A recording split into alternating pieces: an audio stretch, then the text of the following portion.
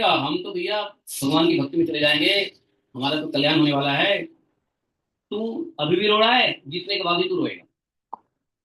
तुमको लगता है कि भगवान ने तेरे को वज्र दे दिया है, वज्र से तू मेरे को जीत लेगा, अपना संकट नाश हो जाएगा, तेरा तेरा संकट कभी नाश नहीं होने वाला। अब वास्तव में इंद्र का संकट कभी नाश नहीं होता है, हमेशा दैत्यों का भय बना रहता है। समझे? पृथ्वी लोक पे कोई भी तपस्या करने लग जाए तो इंद्र को लगता है मेरा पृथ्वी ही छीन लेंगे। इंद्र पागल हो जाता है, व्याकुल हो जाता है। तो वही वृत्तासुर कह रहा है कि तुमको क्या लगता है, ये तुमको भगवान ने जो अस्त्र शस्त्र दे दिया है, जिसे तुम हमको मार करके इंद्रलोक का राज्य सुख भोगोगे, उस राज्य सुख भोगने से तुमको क्या मिलने वाला है? उल्टा तुम बहुत परेशान हो जाओगे, मन पागल हो जाते रहे तुम्हारा। तो भगवान अपने भक्तों को कभी संपत्ति नहीं देते। हाँ, धन संपत्ति अपने भक्तों को नहीं देते हैं। धन संपत्ति तो उसे किए हुए पुण्यों का फल है। व्यक्ति पाप और फल भोगता रहता है, पाप और पुण्य दोनों भोगता रहता है। और पाप और पुण्य दोनों भक्ति में बाधा है, जानते हो।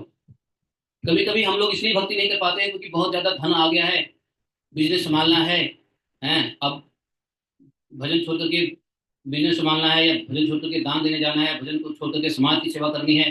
तो समाज की सेवा करना तो पुण्य है, लेकिन उसी पुण्य की वजह से आपका भजन भी तो छूट रहा है। तो भजन जो है, भगवान का जो भजन है, भक्ति है, पुण्य भी भगवान की भक्ति से दूर ले जाता है, और पाप भी भगवान की भक्ति से दूर ले जाता है। इसलिए पुण्य और पाप दोनों भगवान की भक्ति से दूर ले जाता है। समझे? धन संपत्ति का आना भी, धन धन संपत्ति का आना क्या है? पुण्य है। आपने पुण्य किए हैं जब तो आपको धन संपत्ति प्राप्त हुआ है। लेकिन वह धन संपत्ति यदि आपको भगवान की भक्ति में नहीं लगाता है, तो वही पुण्य आपका भगवत भक्ति से दूर ले जा रहा है। तो पुण्य और पाप दोनों हमारे लिए रोड़ा है। रोड़ा रोड़ा समझते हो? ऑब्स्टिकल।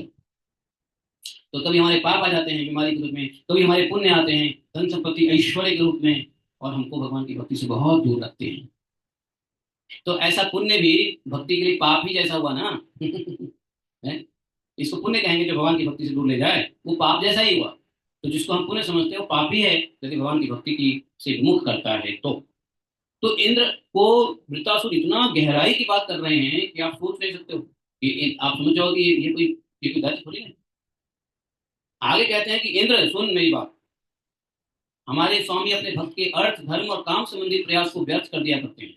हमारे स्वामी वृत्तासुर अभी है या दैत्य है, लेकिन उसको पता है कि वो भगवान का भक्त था।